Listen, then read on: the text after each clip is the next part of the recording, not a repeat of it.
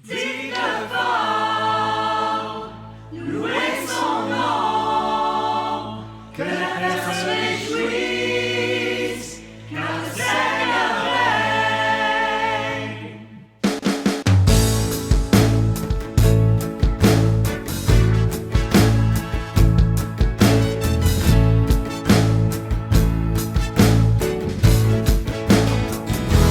Entendez, tous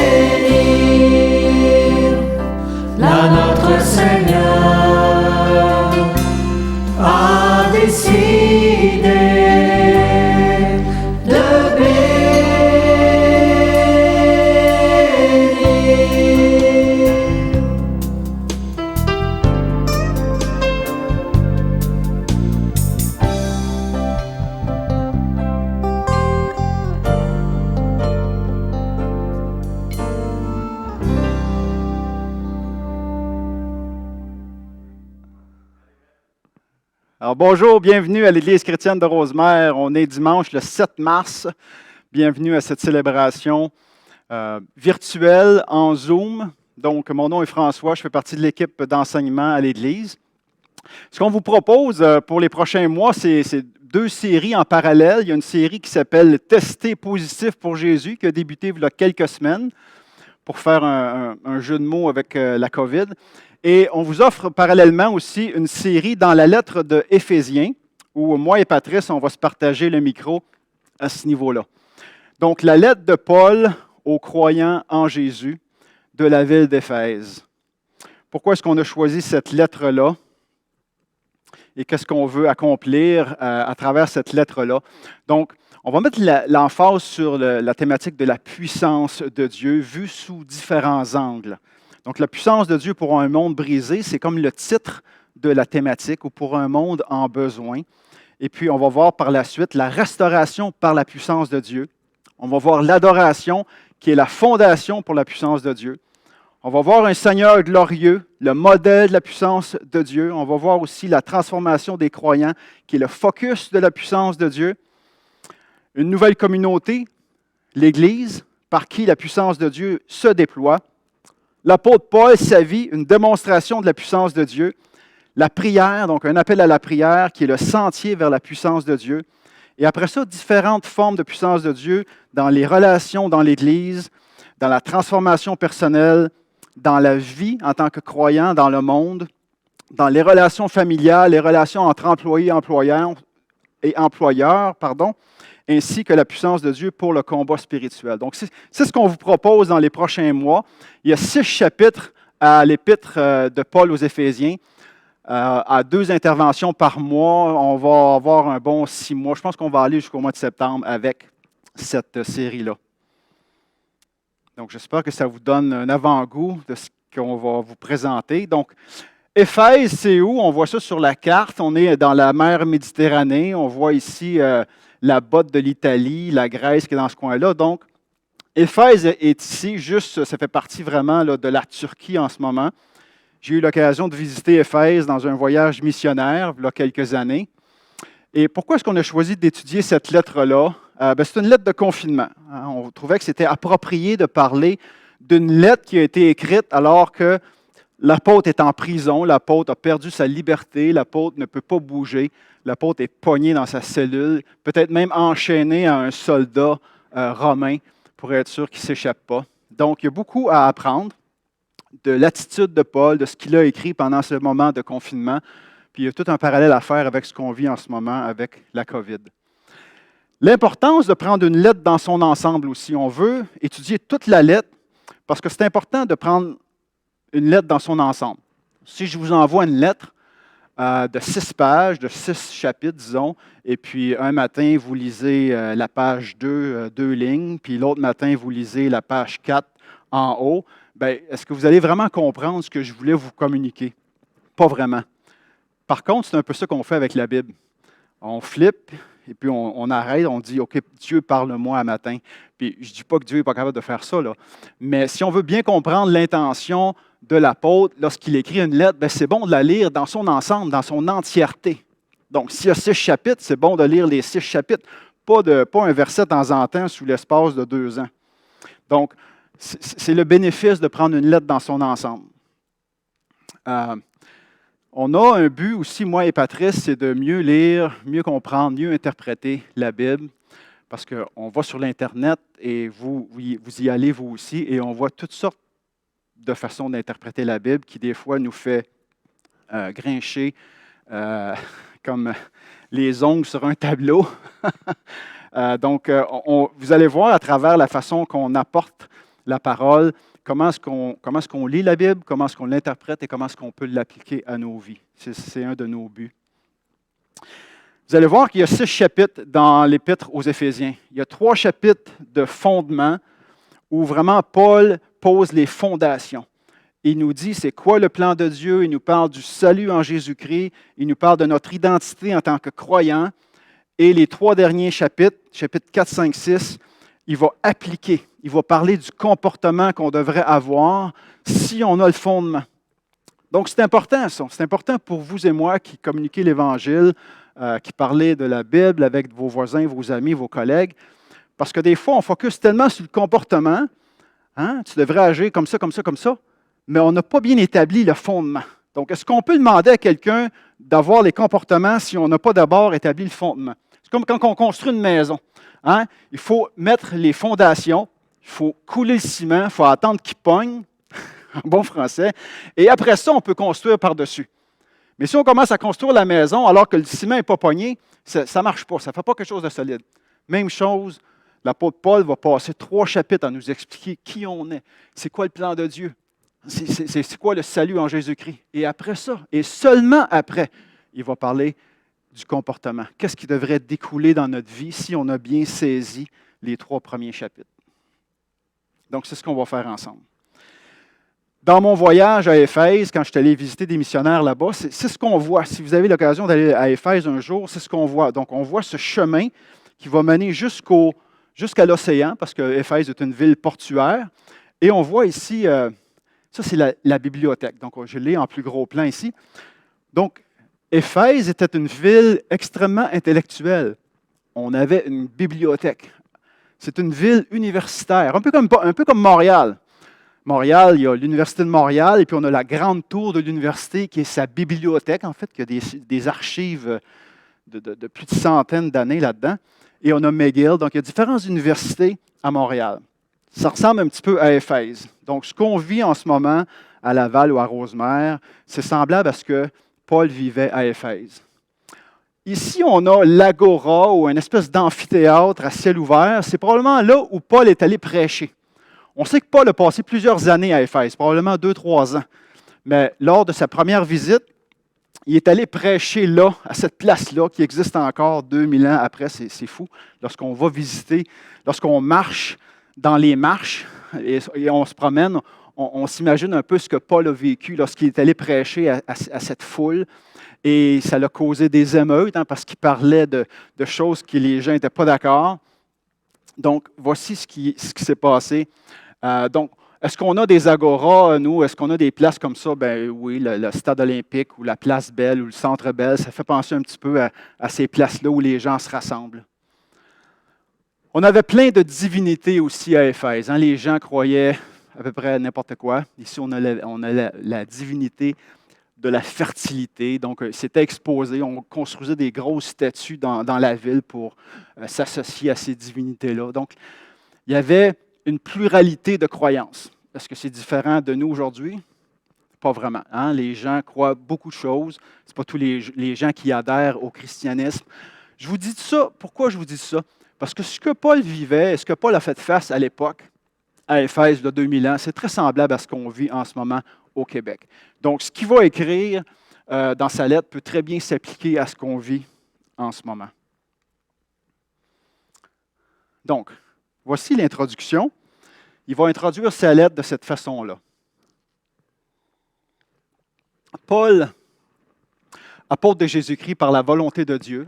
Paul ne s'improvise pas, il sait que c'est la volonté de Dieu qui a ce rôle-là.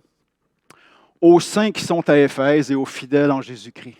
Les saints, ce n'est pas des gens qui sont parfaits. Les saints, c'est des gens qui ont été mis à part pour un rôle spécial. C'est comme si ma mère vous invite à Pâques chez elle.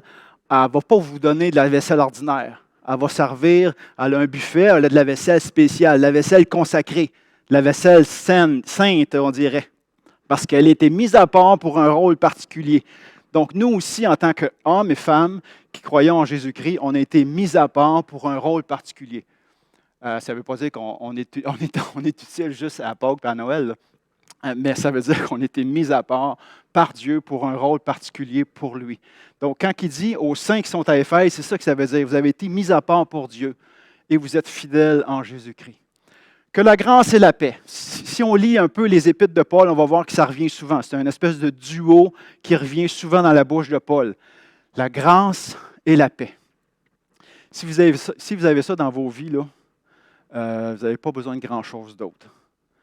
La grâce, est-ce que vous comprenez la grâce de Dieu, sa faveur envers vous, le fait qu'il vous regarde avec un regard de bonté, le fait qu'il vous aime, le fait qu'il vous pardonne, le fait qu'il vous donne miséricorde? Est-ce que vous Est-ce que la grâce de Dieu, vous la comprenez, vous la saisissez, vous vous laissez toucher par sa grâce? Et la paix de Dieu qui surpasse toute intelligence. Ce n'est pas l'absence de conflits, ce n'est pas l'absence de problématiques, mais la paix de Dieu est plus grande que tout ce qu'on peut vivre dans nos circonstances, comme la COVID en ce moment. Donc, Paul souhaite la grâce et la paix. C'est ma bénédiction sur l'Église aussi, que sa grâce et sa paix vous accompagnent. Donc, il commence comme ça. Que la grâce et la paix vous soient données de la part de Dieu, notre Père, et du Seigneur Jésus-Christ. Là, on est rendu au verset 3 à peu près. Du verset 4 au verset 14, c'est une phrase. Il n'a pas levé son crayon. Il écrivait. Il n'y a pas de virgule, il n'y a pas de point. C'est une grande phrase qu'on va lire ensemble. Béni soit Dieu. Il commence par bénir Dieu. Béni soit Dieu, le Père de notre Seigneur Jésus-Christ, qui nous a bénis de toute bénédiction spirituelle dans les lieux célestes en Jésus-Christ. Bénédiction spirituelle ou bénédiction de l'Esprit qui viennent de l'Esprit Saint. Elles sont où ces bénédictions-là? Dans les lieux célestes. Je pense que l'apôtre Paul ici veut qu'on comprenne qu'en Jésus-Christ, les bénédictions sont d'ordre spirituel et non pas matériel.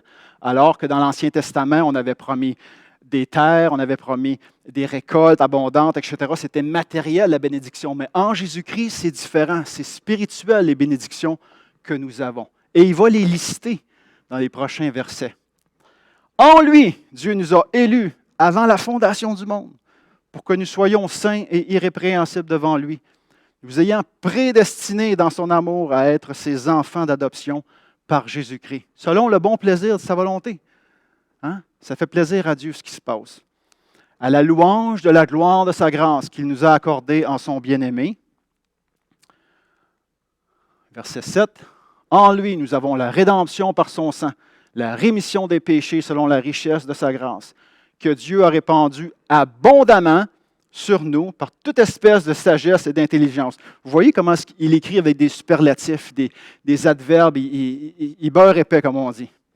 Nous faisant connaître le mystère de sa volonté selon son bienveillant dessein, son plan bienveillant qu'il avait formé en lui-même pour le mettre à exécution lorsque les temps seraient accomplis. En Jésus-Christ est venu sur la terre dans un temps précis. Ce n'est pas un hasard, c'était parce que les temps étaient accomplis. Pourquoi est-ce qu'il fait tout ça, Dieu? Le but, c'est de réunir toutes choses en Christ, celles qui sont dans les cieux, celles qui sont sur la terre. Il continue, verset 11. En lui, nous sommes aussi devenus héritiers, ayant été prédestinés, suivant la résolution de celui qui opère toutes choses, Dieu, d'après le conseil de sa volonté à Dieu, afin que nous servions à la louange de sa gloire, nous qui d'avance avons espéré en Christ. Et la dernière partie pour ce matin, en lui, vous aussi, après avoir entendu la parole de la vérité, l'évangile du salut, en lui vous avez cru et vous avez été scellés du Saint-Esprit qui avait été promis. Scellés du Saint-Esprit, lequel est un gage, un dépôt, un acompte, une garantie de notre héritage pour la rédemption de ceux que Dieu s'est acquis à la louange de sa gloire. Wow! Tout un texte. Prions ensemble, mes amis. Ah, Seigneur, ta parole, elle est riche. Ta parole, elle est pleine de vérité. Seigneur, que ton esprit la rende vivante en nous. Qu'elle ne soit pas une parole morte, mais qu'elle ait du fruit, qu'elle porte du fruit.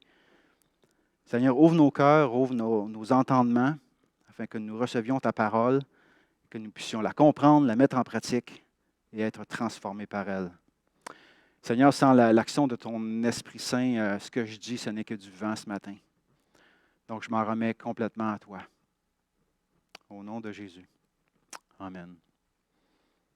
Vous avez vu, c'est des mots, hein, et des mots, et c'est beau, c'est riche, c'est grandiose.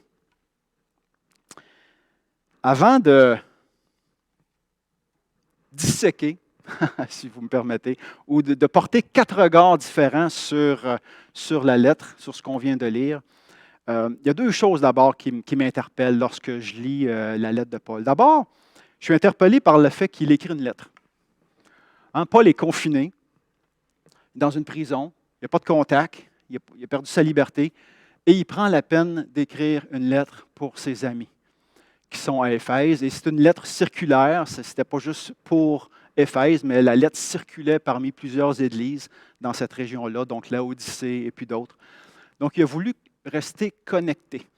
Il a pris les moyens qu'il avait à sa disposition pour rester connecté avec ses amis. Puis ça m'interpelle dans cette période de COVID où on n'est plus ensemble les dimanches matins. Ça m'interpelle, ça me fait dire, quel moyen que je prends moi, quel moyen est-ce que vous prenez vous pour rester connecté avec vos frères, avec vos sœurs, pour qu'on soit en communauté, même si le dimanche n'est pas possible de se rassembler. Il a pris les moyens du bord. À l'époque, il n'y avait pas de cellulaire, il n'y avait pas de Zoom, il n'y avait pas de Teams, il n'y avait pas de texto, mais il y avait la lettre. Et puis, il a pris le moyen. Malgré qu'il était dans une prison, probablement humide, ou en tout cas, on dit des fois qu'il allait dans un endroit à l'extérieur aussi, mais ce n'était pas la gloire pour Paul. Et malgré cela, il prend le temps d'écrire une lettre pour rester connecté. De quelle façon, nous, est-ce qu'on reste connecté avec nos frères et nos sœurs? Est-ce qu'on utilise tous les moyens qui sont disponibles à nous pour rester connectés? Je vous raconte une petite histoire. Au début de la pandémie, le mois de mars, mois d'avril, on a pris la liste des gens et on a dit, comment est-ce qu'on va faire pour rester connecté? Donc, on dit, OK, il y avait comme 200 noms, 225 noms sur la liste. Qui connaît qui pourrait rester en contact avec qui? Et on a utilisé cette liste-là pendant de mars à avril jusqu'à maintenant. Elle continue à être utilisée. Et puis, on a fait comme une révision au mois de janvier, je crois. Puis, il y avait une personne qui avait tombé d'un crack. C'est malheureux. Il y avait une personne qui n'avait pas été contactée. Fait que j'ai dit, OK, je vais la contacter. J'ai parlé à cette personne-là. Il y a comme eu deux tristesses dans mon cœur.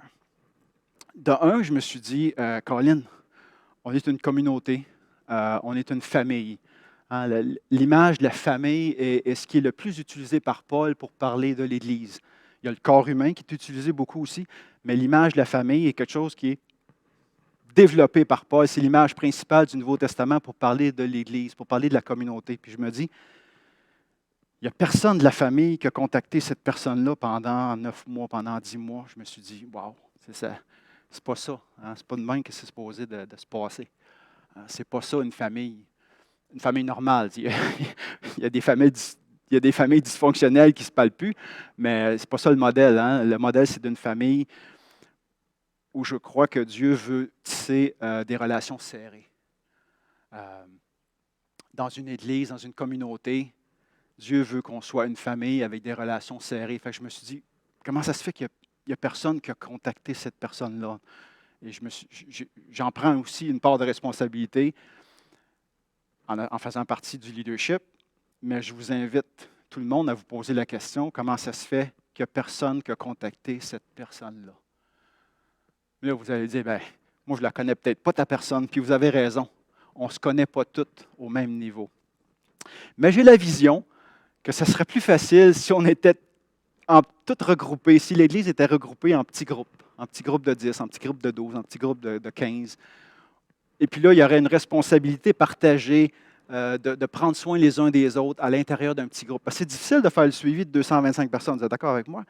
Et cette responsabilité ne devrait pas être donnée seulement au pasteur, à Michel Ducharme, ou aux autres responsables dans l'Église.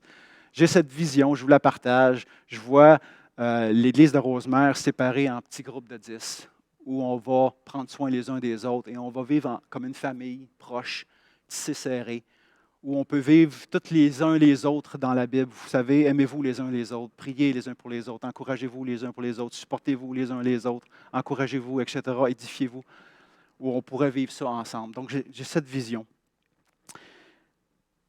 Ça, ce serait la responsabilité de l'Église. Mais je suis d'accord que c'est une responsabilité partagée. Parce que quand j'ai parlé à cette personne-là, j'ai dit, comment est-ce que tu fais pour rester connecté pendant cette COVID? Elle a dit, rien. Ça m'a attristé aussi parce que je me dis, elle n'avait pas donné son courriel. pour recevoir l'infolette. Elle n'écoutait pas les enseignements. Elle n'a pas été appelée, mais elle non plus, elle n'a pas appelé personne. Donc, c'est une responsabilité partagée. Il y a la responsabilité de la communauté envers elle, mais il y a aussi elle envers la communauté. C'est une responsabilité partagée. Elle n'a pas aussi téléphoné personne pendant tout ce temps-là. Ça me rend triste parce que je me dis, c'est pas ça l'Église. Qu'est-ce qui fait que, vu qu'il n'y a plus de dimanche, qu'il n'y a plus de contact? C'est pas ça l'Église, hein? On est supposé d'être tissé serré, plus que ça.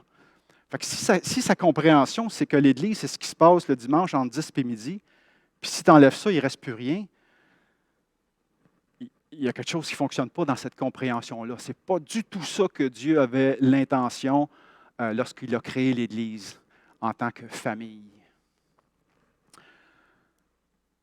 Je vous raconte cette histoire-là parce que je pense qu'on peut apprendre, on peut s'améliorer. On a fait beaucoup de téléphones, il y a des gens qui font beaucoup de téléphones, mais souvent ceux qui en font en reçoivent pas beaucoup, par exemple. Donc, on peut s'améliorer pour en faire plus, pour rester plus en contact. Donc, encore une fois, je vous l'ai dit dans d'autres enseignements, je le répète ce matin, qu'est-ce qu'on fait pour rester connecté avec les gens de notre communauté? Cette période de COVID nous oblige à redéfinir l'Église, à repenser comment vivre l'Église, à vivre l'Église différemment. Même sans dimanche. Le commandement que Dieu nous donne en Matthieu 28 de faire de toutes les nations des disciples n'a pas été mis sur pause à cause de la COVID. Le commandement que Dieu donne à l'Église de Rosemère de faire des disciples n'a pas été mis sur pause.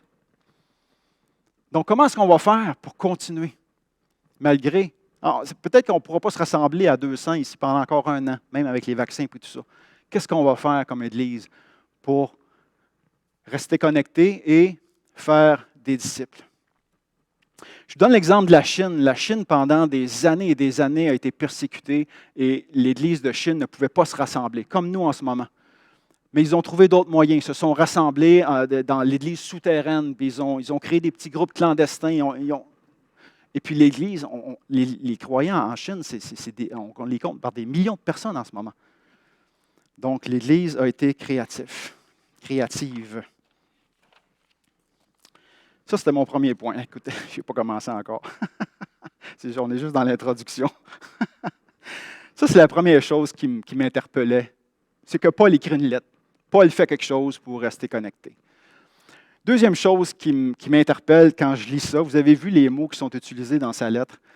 Le gars est en prison, le gars est confiné, le gars il a perdu sa liberté, le gars est persécuté à cause de sa foi, le gars il va peut-être même mourir à cause de sa foi.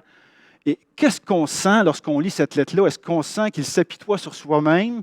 Est-ce qu'on sent qu'il est abattu ou découragé? Pas du tout. Pas du tout.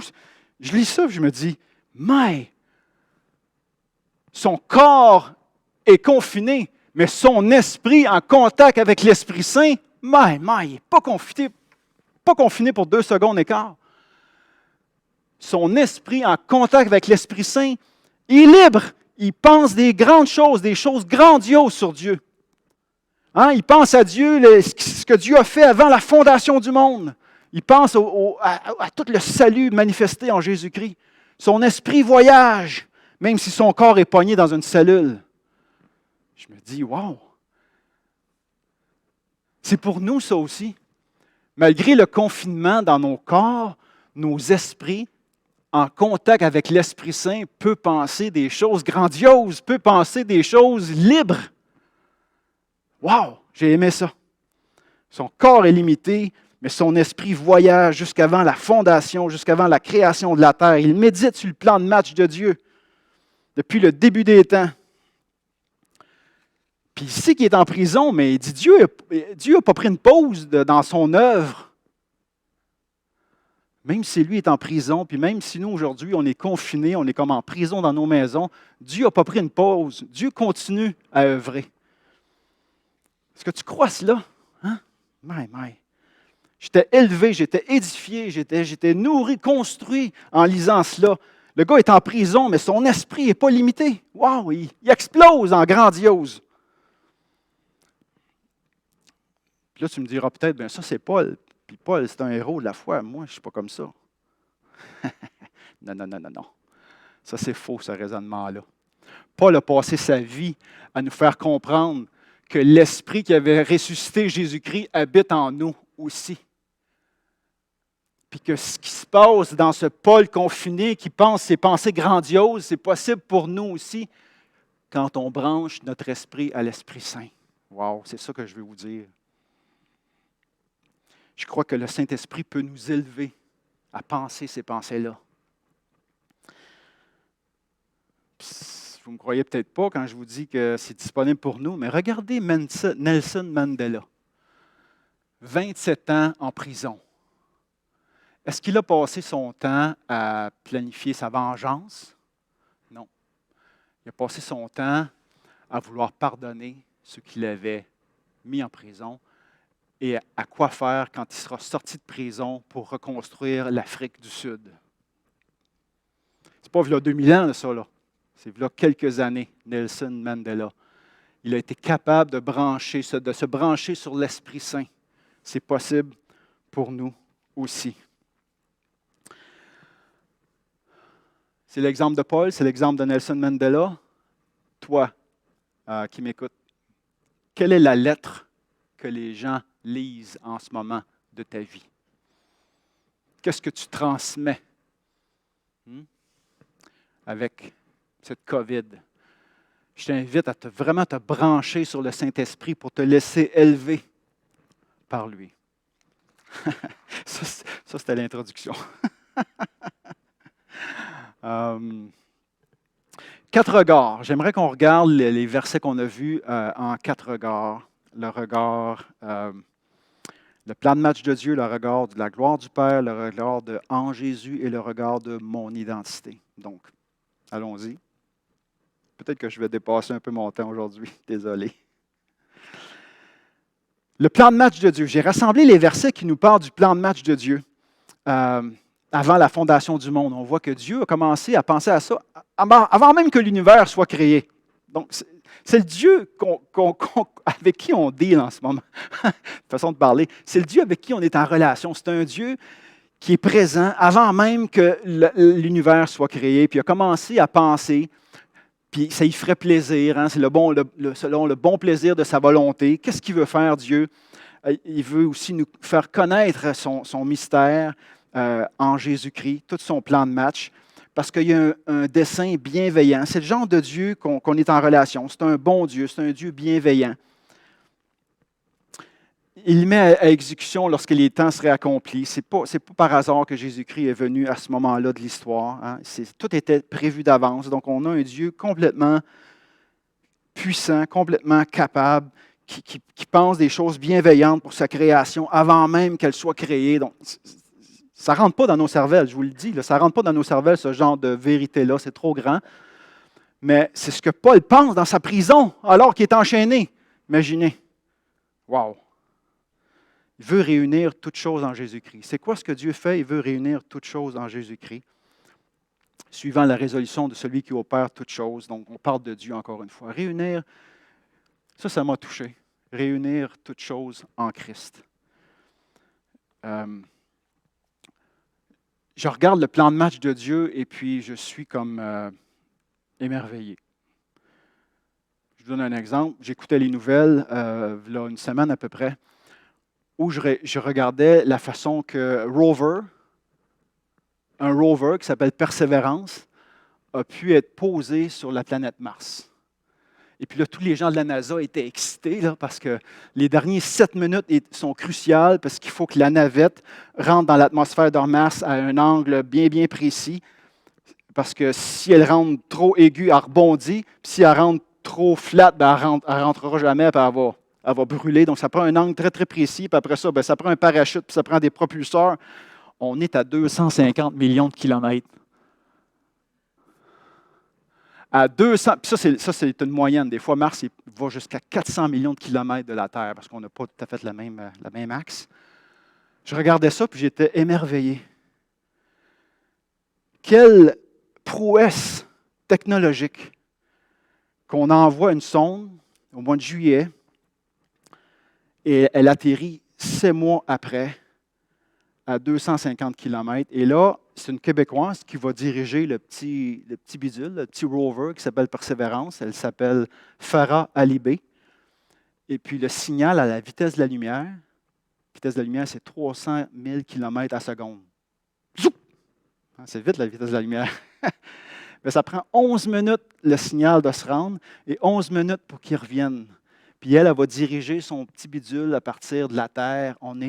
Écoutez, j'écoute ça. L'animateur Patrice Roy était aussi dans l'émerveillement. J'étais dans l'émerveillement.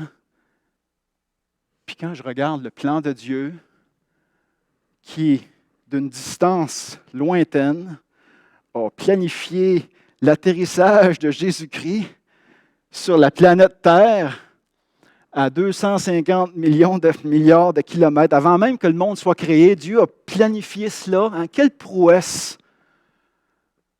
J'espère que ce texte-là nous rentre dans l'émerveillement en voulant dire « My, quelle sorte de Dieu que c'est ça! » Tellement plus grand que ce qu'on peut imaginer. C'est le Dieu de Jésus-Christ. C'était le premier angle. Le deuxième regard maintenant.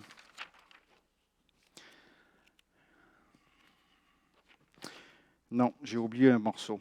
Excusez, c'est un morceau important.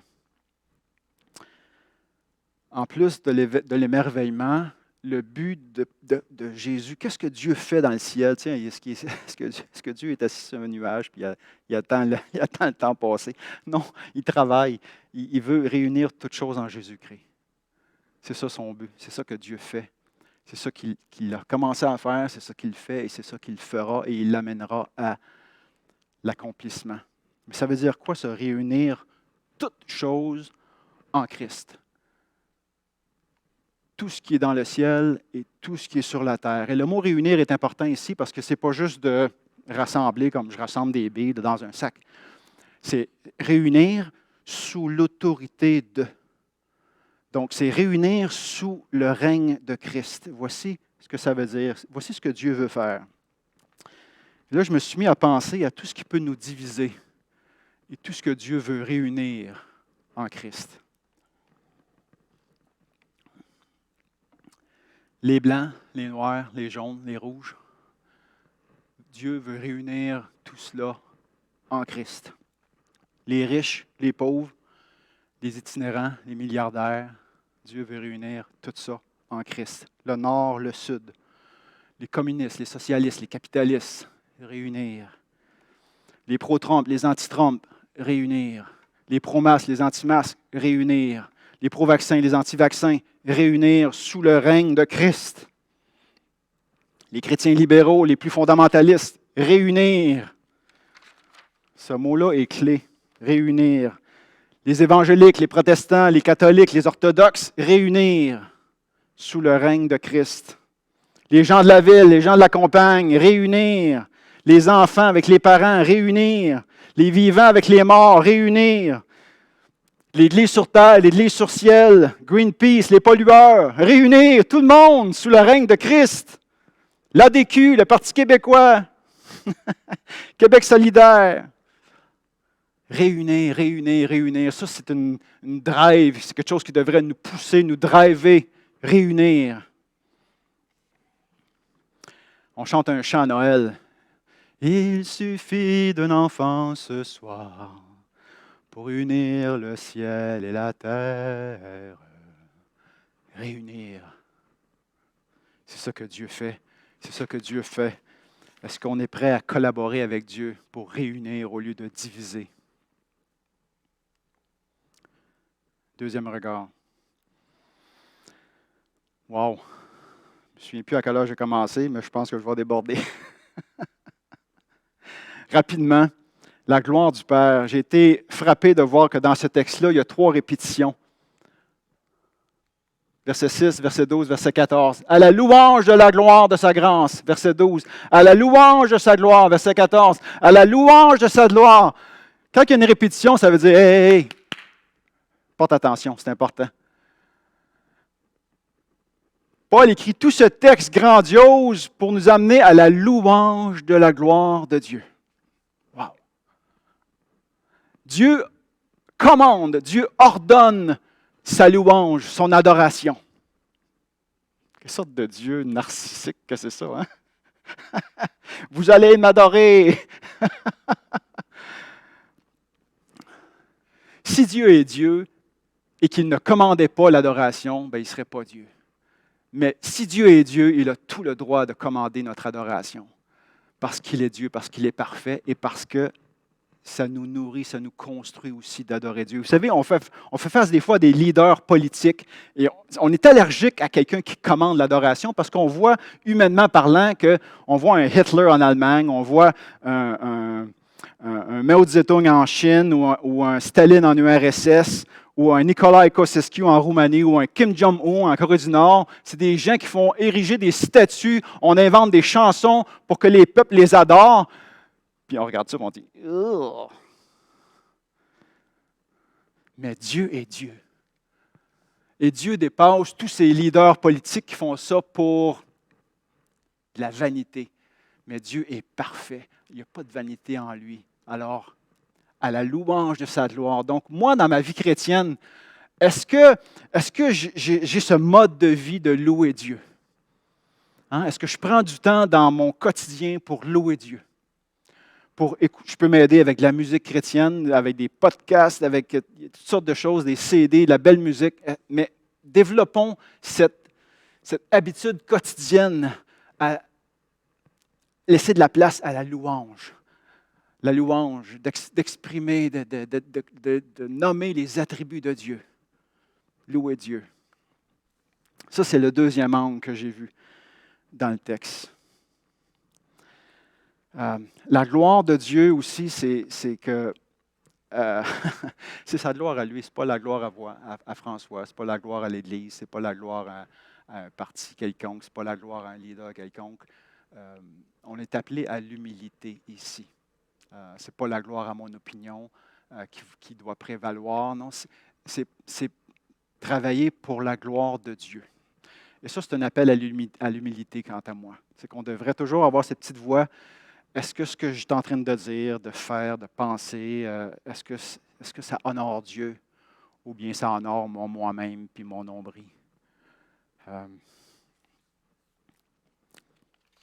gloire de Dieu devrait primer. Troisième regard. Troisième regard. En Jésus.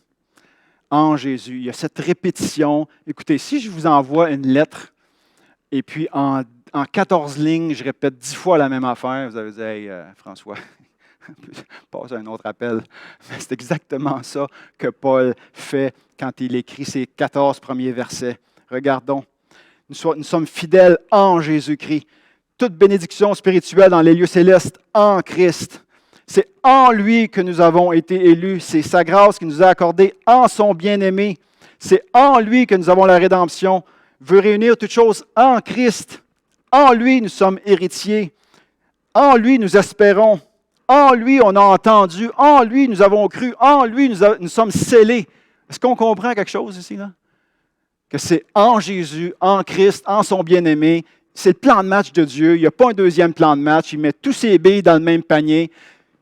Hein? Il met tous ses œufs dans le même panier. C'est Jésus-Christ, son plan de match. Et puis, on ne peut pas passer à côté. Je ne peux pas juste avoir la foi sans que ça inclue Jésus-Christ. Parce que si j'ai une foi qui n'inclut pas Jésus-Christ, je suis dans le champ. C'est comme si tu peux penser traverser l'Atlantique attaché à un bout de bois. L'idée, ce n'est pas la grosseur de la foi que tu as. L'idée, c'est en quoi tu mets ta foi qui est important. Tu as beau avoir toute la foi du monde dans ton bout de bois, tu ne vas pas traverser l'Atlantique. L'idée, ce n'est pas la grandeur de ta foi qui est importante, c'est en qui tu mets ta foi. Mets ta foi en Jésus-Christ parce que c'est en lui que le plan de match de Dieu se réalise, en personne d'autre. C'est clair, ça?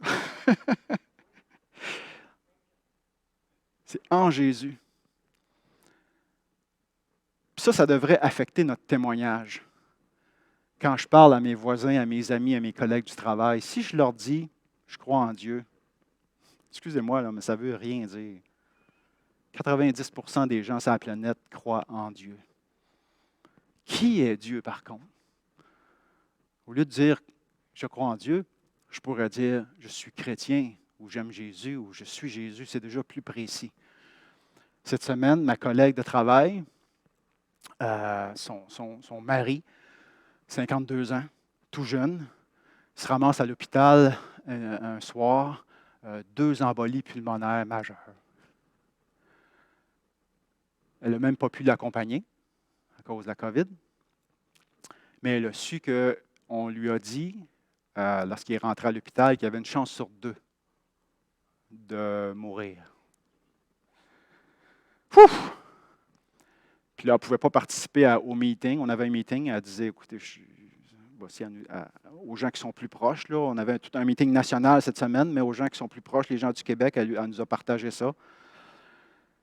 J'ai dit, je prie pour toi, en texto. Elle a dit, merci, continue de prier. Fait que, pour moi, j'ai compris qu'elle était sensible à ça. Je n'ai pas juste répondu, je crois en Dieu.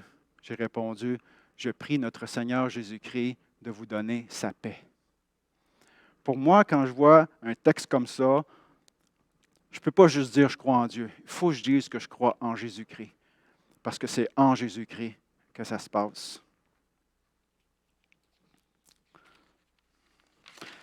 Quatrième regard. Vous allez me chicaner, hein?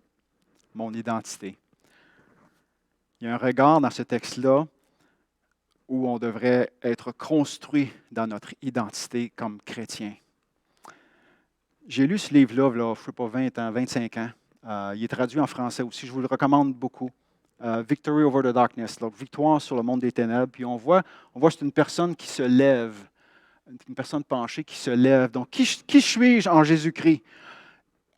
Je parle en ce moment, je m'adresse à ceux qui sont découragés, à ceux qui avaient une pauvre estime de vous-même ou qui n'êtes pas certains de votre valeur. Ce livre-là vous propose de lire régulièrement toutes les affirmations de ce que Dieu dit de vous. Pas de ce que vous pensez de vous-même. Mettez la vérité pour ceinture, nous dit Éphésiens, là, dans le combat spirituel. Là, c'est quoi la vérité?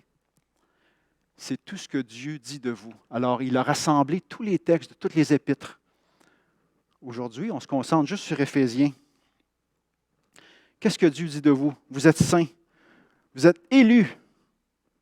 Avant la fondation du monde, avant même que vous soyez nés, avant même qu'il y ait une terre ou un univers, vous étiez élus. C'est assez fort, ça. Prédestinés, mis à part comme une vaisselle spéciale qu'on utilise à Pâques, sans reproche, adoptés, graciés, rachetés, pardonnés. Vous êtes en Christ, cachés en Christ, réunis avec le ciel, héritiers, scellés par le Saint-Esprit. Ça, c'est ce que Dieu dit de vous.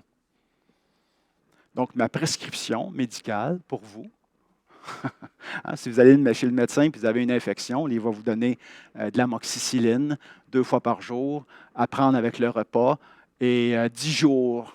Et prenez tous les comprimés, même si les symptômes disparaissent. Souvent, on se sent bien après 5 jours, on arrête de prendre nos antibiotiques. Non, problème. Gros problème. Il faut les prendre jusqu'à la fin, sinon on développe de la résistance aux antibiotiques. Ça, c'est un autre prêche. Mais ma prescription médicale pour vous, c'est de lire ça tous les jours pendant 1 mois et dites-moi comment vous vous évaluez après, comment vous vous sentez. Qu'est-ce que ça a construit en vous? Je souhaite, comme sur l'image que vous avez vue, que si vous êtes penché, que vous puissiez lever la tête et réaliser qui vous êtes en Jésus-Christ. Dans votre identité, soyez construits par en dedans.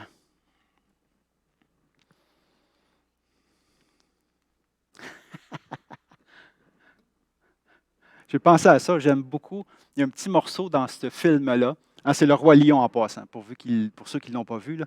Il y a une petite portion très identitaire dans ce film-là, puis j'ai pensé en faire un parallèle.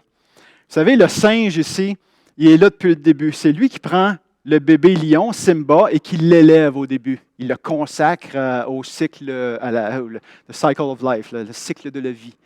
Nous, on le consacre à Dieu. On sait que c'est Dieu. Et puis, son père, à Simba, meurt. Et puis, il y a un autre, il est dans l'histoire, puis il dit toujours à Simba que c'est de sa faute si son père est mort. Fait qu'il il vit toute sa vie dans la culpabilité, et dans le poids et le fardeau. Et puis, il s'éloigne du village parce qu'il ne veut pas prendre la place du roi. Hein, c'est lui l'héritier, c'est lui le fils du roi, il devrait prendre la place du roi, mais il vit trop sous la culpabilité, alors il s'éloigne du village. Puis à un moment donné, le singe n'arrête pas de le suivre. Partout où Simba va, le singe le suit. Puis à un moment donné, le Simba, il se tourne et il dit « T'es donc bien fatigant, toi. T'es donc bien fatigant, tu me suis partout. T'es qui, toi? » Et là, le singe répond « La question, c'est qui toi tu es? » Ah, j'aime ça. Il y a vraiment un jeu identitaire dans ce film-là qu'on devrait mettre en application. Puis là, il continue sa route, puis il laisse faire le singe, puis il dit « Voyons, le singe, t'es confus. » Puis le singe dit « C'est toi qui es confus. » Le Simba, il continue en voulant dire « Hey, le singe, fous-moi patience, maudit fatigant. » Puis là, l'autre, il dit « Je connais ton père. » Oups, là! Simba, il arrête. Il dit, tu ne connais pas mon père est mort. Non, non, ton père est vivant. Est-ce que tu veux le voir?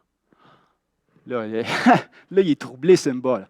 Puis là, ils vont dans les bois, puis ils courent, puis tout ça. Puis à un moment donné, ils sont sur le bord d'un cours d'eau, puis le singe, il tasse l'herbe, puis l'autre, Simba projette son visage. Puis là, il voit juste sa réflexion dans l'eau. Puis là, il regarde le singe en voulant dire, « Hey, ton maudit coup plate, là. » Non, il dit, regarde encore. Et c'est à ce moment-là, lors du deuxième regard, qu'il va avoir une révélation de son père. Il va dire, tu es le fils du roi. Pourquoi est-ce que tu as oublié que tu es le fils du roi? On oublie notre identité des fois. Et on doit se rappeler. Donc, ma prescription médicale, vous lisez tout ça une fois par jour pendant un mois.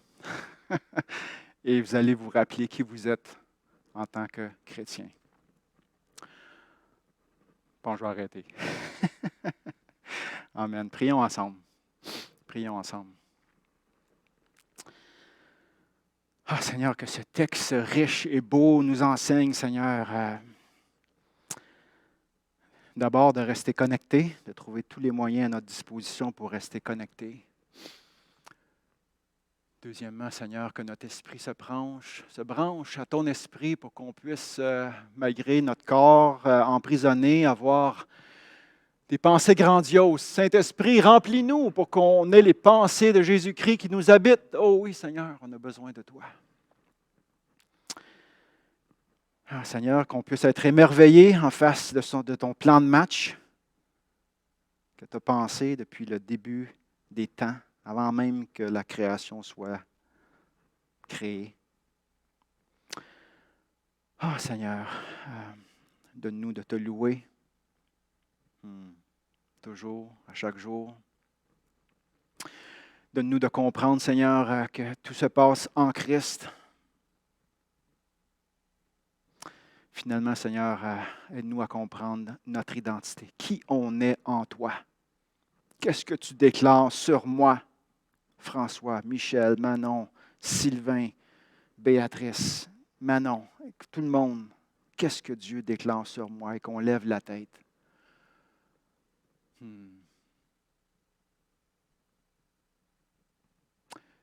Tu es la fille du roi, tu es le fils du roi. Amen. Passez une bonne semaine, mes amis. À la semaine prochaine.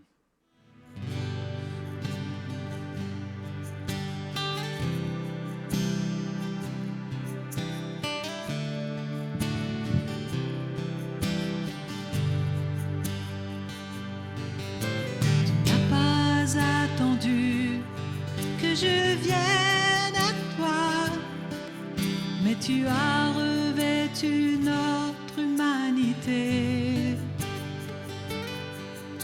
Tu n'as pas attendu que je crie vers toi, c'est toi qui m'as appelé le premier.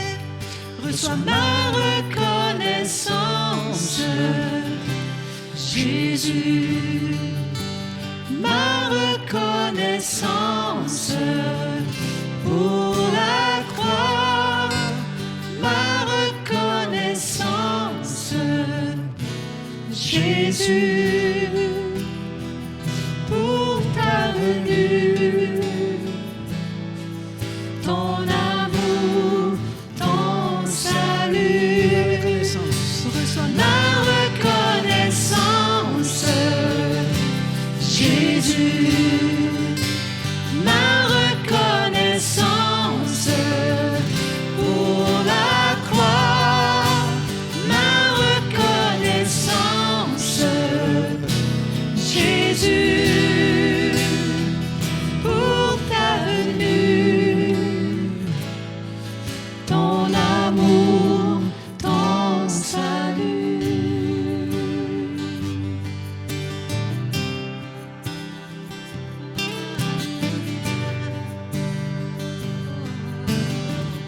Oui, tu n'as pas attendu.